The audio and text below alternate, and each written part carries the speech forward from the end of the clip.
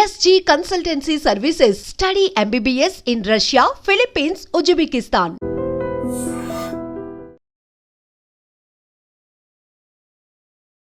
నమస్కారం, welcome to I dream. ధర్మ మార్గ విత్ విజిత కార్యక్రమానికి స్వాగతం.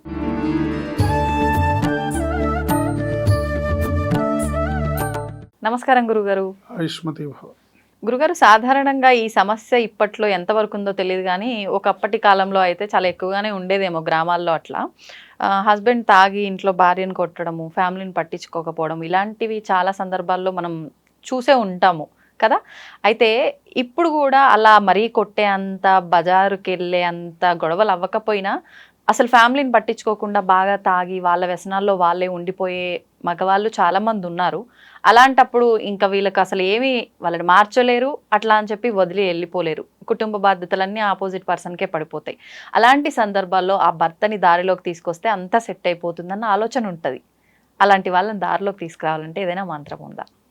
తప్పకుండా ఉంటుందమ్మా. అంటే గతంలో ఈ సమస్య చాలా ఎక్కువ ఉండేది, కానీ ఇప్పుడు ఆడవాళ్ళు బాగా అవేర్నెస్తో ఉండి ఏంటి తగ్గేదేలే అన్నట్టుగా ఉంటున్నారు కదా. అంటే మరి పడి ఉన్నప్పుడు రూమ్లో వేసి పిల్లిని కొట్టినా కూడా పిల్లి పులి అవుతుంది. అవును. సో ఇవాళ స్త్రీ పరిస్థితి ఎన్నో ఏళ్లుగా అణగదొక్కబడి వివక్షకి గురై ఎన్నో ఏళ్ళుగా పురుష జాతితోని ఇబ్బందులు పడిన వాళ్ళు ఇవాళ తిరిగి అంటే ఏదిస్తే మనకు అదే వస్తుందని ఇవాళ మొత్తం రివర్స్ జరుగుతుంది అంత కార్యక్రమం అంతా. అంటే ఏదేమైనప్పటికీ కూడా కుటుంబం బాధ్యత అనేది యజమానిది కాబట్టి ఇప్పటికీ కూడా చాలామంది హౌస్ వైఫ్లు ఉన్నారు కాబట్టి, అంటే అందరూ ఉద్యోగస్తులే లేరు. అవును. కుటుంబ భారాన్ని మోస్తూ పిల్లల్ని చూసుకున్న హౌస్ వైఫ్స్ ఉన్నారు. సో ఈ హౌస్ వైఫ్స్ భర్త సంపాదించి తీసుకొచ్చి ఇస్తేనే కుటుంబాన్ని గడపాలి. అలాంటి భర్త బాధ్యతారాహిత్యంగా వ్యవహరిస్తే, వచ్చిన డబ్బంతా బయట తగలేస్తే, రకరకాలు కొంతమంది మద్యానికి బానిసై, కొంతమంది జూదానికి బానిసై, కొంతమంది ఇప్పుడు ఇవాళ రేపు ఫోన్స్లో గేమ్స్ వస్తున్నాయి, వీటితో బెట్టింగ్ గేమ్స్, బెట్టింగ్స్, ఇలాంటి వాటికి ఇప్పుడు కొత్తగా వ్యసనపరులు అవుతున్నారు. తెలియకుండానే స్మార్ట్ ఫోన్ చేతిలో ఉంది కదా అని అందుబాటులో ఉంది, ఇలా అవుతున్నారు. ఇలాంటి పరిస్థితుల్లో ఆ ఇంటి గృహిణి ఇల్లు సంసారాన్ని నడపడానికి చాలా కష్టపడుతుంది. ఎందుకంటే ఇవాళ రేపు ఏది కూడా అంత ఈజీగా లేదు, అన్ని ధరలు ఆకాశంలో ఉన్నాయి. పిల్లలకి వండి పెట్టాలన్నా, పిల్లలకి ఏదైనా పెట్టాలన్నా, తను ఇంట్లో తన ధర్మాన్ని తను నిర్వర్తిస్తూ వంట చేసి పెట్టాలన్నా కూడా సరైన ఆదాయము, సరైన సౌకర్యాలు లేకపోతే చేయలేరు. సో బాధ్యతారాహిత్యంగా వ్యవహరించే భర్తల వల్ల బాధపడే గృహిణులు ఎవరైతే ఉంటారో వాళ్ళ కోసం నేను చెప్పే ఈ మంత్రం పనికి వస్తుంది. సో ఆయన అందరూ అలా ఉంటారని మనం చెప్పలేము, అందరూ అలా ఉండరు. ఎందుకంటే సమాజంలో ఇప్పుడున్న సమాజంలో రకరకాల మనుషులు, రకరకాల పరిస్థితులు, అన్ని రకాల వాళ్ళు ఉంటారు. బట్ మనం చెప్పేది టోటల్గా మగవాళ్ళకి చెప్పినట్టు అని కాదు, లేదా టోటల్గా ఆడవాళ్ళు బాధ్యతగా ఉంటారని కాదు. ఇట్లా ఉన్నారు, అట్లా ఉన్నారు. ఇలా ఉండి ఇబ్బంది పడేవాళ్ళు అంటే ఇంటిని నడిపేవాళ్ళు, అంటే గృహలక్ష్మే మహాలక్ష్మి. మీ ఇంట్లో ఉన్న ఇల్లాలే మహాలక్ష్మి. ఇంట్లో ఉన్న ఇల్లాలు కంట తడి పెట్టి, ఇంట్లో ఉన్న ఇల్లాలు బాధకి దుఃఖానికి లోనవుతే ఆ యజమానికి కూడా కలిసి రాదు, ఆ ఇల్లు కూడా పైకి రాదు. ఇంట్లో స్త్రీ ఏడుస్తుంటాయి. సో ఆమె ఏడవకుండా ఉండాలంటే ఏం చేయాలి? పాపం ఏదో ఒక యావగేషన్, ఒక పూజా పునస్కారం, రకరకాలు. కొంతమంది టీవీ సీరియల్స్ చూస్తారు, కొంతమంది ఇవేవి మైండ్లోకి ఎక్కించుకోకుండా నువ్వు తీసుకొస్తే ఉంటుందా తెలియదని వాళ్ళు బిందాస్ కూర్చుంటారు. వీళ్ళ పనే బాగుంటుంది. అంటే వాళ్ళకున్న మానసిక వాళ్ళ స్టేటస్ని బట్టి ఆధారపడి ఉంటుంది. బట్ కొంతమంది అలా కాదు, పిల్లలకి పెట్టకుండా పిల్లలు అడిగినవి ఇవ్వకపోతే వీళ్ళు చాలా బాధపడతారు. సో రకరకాల కండిషన్లు వీక్ అయిపోతుంటారు. సో వాళ్ళు లలితా సహస్రనామ స్తోత్రాన్ని చక్కగా అలవాటు చేసుకొని పారాయణ చేసుకుంటే ఇంట్లో ఇర్రెస్పాన్సిబుల్గా ఉండే భర్త వశమవుతాడు. వశమవుతాడంటే ఇక్కడ అర్థం ఏంటంటే కుటుంబానికి బాధ్యతకి వశమవుతాడు అని. ఓకే. వశమవుతాడు అంటే తన కర్తవ్యాన్ని తను కరెక్ట్ గా నిర్వర్తిస్తాడు, ఫ్యామిలీకి సంబంధించి బాధ్యతగా ఆలోచిస్తాడు. నా భార్య పిల్లలు లోకం. ఇప్పుడు కుటుంబమే నీకు లెక్కలేకపోతే రేపొద్దు నువ్వు సమాజానికి ఏం చేస్తావు? అంతే కదా. నీ పిల్లలకే నువ్వు తిండి పెట్టినోడు సమాజం బయటికి వెళ్ళి అన్నదానం చేస్తానంటే ఉపయోగం ఏంటి? అవును. నీ ఇంట్లోనే నీకు భార్య పిల్లల్ని చూసుకోవడమే రాదు, నువ్వు బయటికి వెళ్ళి వేదికలెక్కి సమైక్యత వర్ధిల్లాలి, జాతీయ సమైక్యత వర్ధిల్లాలంటే ఉపయోగం లేదు. అసలు భగవంతుడు మెచ్చుతాడు మెచ్చాడు కదా. ఏంటి ఇప్పుడు ఇవాళ రేపు 90% అదే జరుగుతుంది. అలానే ఉన్నారు. బయటకు ఓ మాట చెప్తారు కానీ ఇంట్లో చూస్తే అంత దోమల మోత. ఇలాంటి వాళ్ళు చక్కగా అమ్మవారిని ఆశ్రయించి అమ్మవారిని పాదాలు పట్టుకుంటే అమ్మ దయ ఉంటే అన్నీ ఉన్నట్లే అన్నట్టుగా చక్కగా భర్త వశమవుతాడు ఇన్ ది సెన్స్ తన బాధ్యతను తను తెలుసుకొని భార్య పిల్లల్ని ప్రేమగా చూసుకుంటాడు, వాళ్ళకి కావాల్సినవన్నీ ఏర్పాటు చేస్తాడు అని అర్థం. ఓం ఐం హ్రీం శ్రీం శ్రీమాత్రే నమః స్వాధీన వల్లభాయై నమః. ఓం ఐం హ్రీం శ్రీం శ్రీమాత్రే నమః. ఈ మంత్రాన్ని రోజుకు 42 టైమ్స్ కనుక చేసుకుంటే ఎవరైనా సరే ఇలా ఇర్రెస్పాన్సిబుల్గా ఉన్న భర్తలు దారిలోకి వచ్చి వశమవుతారు. ఓకే, అందులో ఎటువంటి సందేహం లేదు.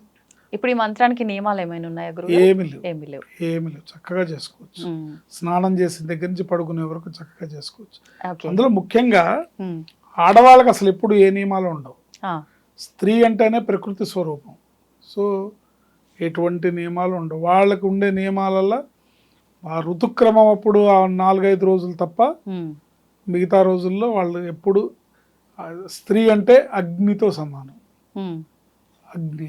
అగ్ని పునీత సీత అంటే అగ్ని ఎంత స్వచ్ఛమైనదో అంత స్వచ్ఛమైనది స్త్రీ, ప్రకృతి రూపం. కనుక ఎటువంటి నియమాలు ఉండవు. గురుగారు, ప్రతి ఒక్కరు కూడా ఆడవాళ్ళు కోరుకునే ఒక బలమైన ఏకైక కోరిక ఏంటి అని అంటే, నేను బతికినంత కాలం సౌభాగ్యంతో ఉండాలి, నిత్య సుమంగళిగా ఉండాలి అని చెప్పి కోరుకుంటూ ఉంటారు. అలా ఉండాలి అని అంటే లలితా సహస్రనామాల నుంచి ఏదైనా నామం చేసుకుంటే గనక ఫలితం ఉంటుందంటారా? 100కి 100 రూపాయలమ్మ. లలితా సహస్రనామ స్తోత్ర పారాయణ చేసుకున్నా చాలు, ఇందులోంచి స్పెషల్గా మంత్రం అక్కర్లేదు. లలితా సహస్రనామ స్తోత్రాన్ని నిత్యం పారాయణగా అలవాటు చేసుకున్న గృహిణులు ఎవరైతే ఉంటారో వాళ్ళందరికీ కూడా చక్కటి అమ్మవారి అనుగ్రహం లభిస్తుంది. అంటే కర్మ లిఖితాన్ని ఎవరు తప్పించలేరు. మన ప్రయత్నం మనం చేయడం, బలంగా అమ్మవారిని పాదాలను ఆశ్రయించడమే ఇక్కడ మార్గం. అమ్మదయ ఉంటే అన్నీ ఉన్నట్లే అని. లలితా సహస్రనామ స్తోత్రాన్ని ఎవరైతే నిత్యం 3 సంధ్యల్లో 3 సంధ్యల్లో రోజుకు 3 సార్లు ఎవరైతే పారాయణ చేస్తారో వాళ్ళ యొక్క సౌభాగ్యాన్ని, అదృష్టాన్ని, సంపదని అమ్మవారు అన్ని రకాలుగా కూడా ఆ కుటుంబాన్ని కాపాడుతూ ఉంటుంది. అయితే ఏంటంటే ఒక్కోసారి విధి వంచితం, విధి లిఖితాన్ని కాదనలేము. కానీ ఏమాత్రం అవకాశం ఉన్నా కూడా, మైన్యూట్ ఛాన్సెస్ ఉన్నా కూడా అమ్మవారు తప్పనిసరిగా కాపాడుతుంది. ఎందుకంటే ఎవరైనా సరే ఈ మంగళ దోషం అనేది ఏంటంటే తన భర్త యొక్క ఆయుర్దాయాన్ని సూచిస్తుంది కాబట్టి ఆ ఆయుర్దాయం విషయంలో ఆల్రెడీ రాసేసి ఉంటుంది కాబట్టి జరుగుతుంటుంది. ఏదైనా సరే భగవంతుడిని గట్టిగా ప్రార్థిస్తే తప్పకుండా అమ్మవారి అనుగ్రహంతో సుమంగళిత్వం లభిస్తుంది. సుమంగళిగా తను 10 కాలాలు చేస్తుంది. ఏ స్త్రీ అయినా కోరుకునేది అదే. కాకపోతే కాలమాన పరిస్థితుల్లో ఇప్పుడు ఒకప్పుడు ఏంటంటే సుమంగళిత్వం అంటే భర్త చనిపోతే బొట్టు తీసేయడము, పూలు పెట్టుకోకుండా ఉండడము, చేతికి గాజులు, ఇవన్నీ ఎవరికైతే అంటే పంచమాంగళ్యాలు అనేవి ఏవైతే ఉంటాయో అవన్నీ కూడా భర్త చనిపోయినాక ఇవి ఈ స్త్రీ ధరించకూడదు అని చెప్పేవాళ్ళు. అప్పుడు వాళ్ళ ప్రాణం కొట్టేసినట్టు అయిపోయేది. బొట్టు పెట్టుకోకూడదు, నువ్వు గాజులు వేసుకోకూడదు, నువ్వు పూలు పెట్టుకోకూడదు, కాళ్ళకి మట్టిలో ఉండకూడదు, ఇట్లా అంటూ ఉంటే వాళ్ళకి నలుగురిలో చిన్నతనంగా ఉండేది. పైగా ఎక్కడన్నా ఫంక్షన్స్కి వాటికి వెళ్ళినప్పుడు వీళ్ళని అయ్యో ఈమె ఎదురొచ్చిందా అని ఇట్లా మాట్లాడుతుంటే అవును, తల అపశకునంగా వాళ్ళకి భావించడం. అపశకునంగా భావించి అలా చేస్తే ఆ స్త్రీ మనసు తల్లడిల్లిపోయేది. అవును. మిగతా పరిస్థితులు ఎలా ఉన్నా ఈ సమాజంలో జరిగే ఈ అవమానాలు, ఈ చీత్కారాలు ఏవైతే ఉన్నాయో వీటికి తట్టుకోలేక చాలా బాధపడేవాళ్ళు. కానీ చాలా అయితే వరకు అలా కాలాంతరంలో ఇప్పుడు ఎవరు కూడా భర్త ఉన్నాడో కూడా లేదో కూడా తెలియదు. అందరూ తెలియట్లేదు. అలాగే ఏం తప్పు లేదని పెట్టేసుకుంటున్నారు, బొట్టు పెట్టుకుంటున్నారు, గాజులు వేసుకుంటారు, అన్నీ ఉంటాయి. భర్త ఉన్నాడో లేదో కూడా తెలియదు. కానీ ఏదేమైనప్పటికీ కూడా హైందవ ధర్మాన్ని పాటించి భగవంతుడి యందు నమ్మకం ఉండి అమ్మవారి భక్తురాలుగా ఉండే ఏ స్త్రీ అయినా కోరుకునేది నా భర్త 10 కాలాలు చల్లగా ఉండి నాకు ఇవన్నీ కూడా సుమంగళిగా నేను 10 కాలాలు ఉండాలి, సుమంగళిగా నేను చనిపోవాలని కోరుకుంటారు. అవునండి, ఎవరైనా సరే. అవును. మరీ ఎక్కడో ఉంటారు తప్ప 99% ఆడవాళ్ళు ఇదే కోరుకుంటారు. సో ఇలాంటి సుమంగళిత్వం లభించాలి అంటే అమ్మవారిని ఆశ్రయించాలి. అమ్మవారి లలితా సహస్రనామ స్తోత్రాన్ని చక్కగా అందరూ నేర్చుకొని, గురుముఖత నేర్చుకొని దాన్ని రోజు పారాయణ చేయటం, ఆ లలితా సహస్రనామ స్తోత్రంతో అమ్మవారికి కుంకుమార్చన చేసుకోవడం, శుక్రవారం మంగళవారం ఇంకొంచెం విశేషంగా కొద్దిగా అమ్మవారికి నివేదన అవి పరవాణం అలాంటివి పులిహార ఇలాంటివి పెట్టి అమ్మవారిని ప్రీతి చేసుకొని ప్రీతి చెందేలాగా పూజ చేసుకొని ఇవి చేసుకుంటే చాలా బాగుంటుంది. ఇంకా ఎవరికైనా దీని మీద పర్టికులర్గా ఉండే ఏదన్నా మంత్రం ఉంటే బాగుండు. ఈ మంత్రం అయితే అంటే లలితా సహస్రనామ స్తోత్రం నేను రోజుకి ఒకసారి కంటే ఎక్కువ చేయలేను, లేకపోతే 2 సార్లు కంటే ఎక్కువ చేయలేను, రోజు చేయలేను, శుక్రవారం మంగళవారమే చేయగలుగుతాను, లేకపోతే అసలు నాకు రాదు, నేను తప్పులు చదువుతానేమో అనే భయం చాలా మందికి ఉంటుందండి. అంటే తప్పులు చదవకూడదు అనేది అక్కడ శాస్త్రం చెప్తున్న మాట. ఎందుకంటే అర్థం మారిపోతుంది. తెలుగు భాషలో ఒక అక్షరం అనవసరంగా వచ్చినా అర్థం మారిపోతుంది, ఒక అక్షరాన్ని బదులు ఇంకో అక్షరం పలికినా కూడా పెడార్థం వచ్చేస్తుంది.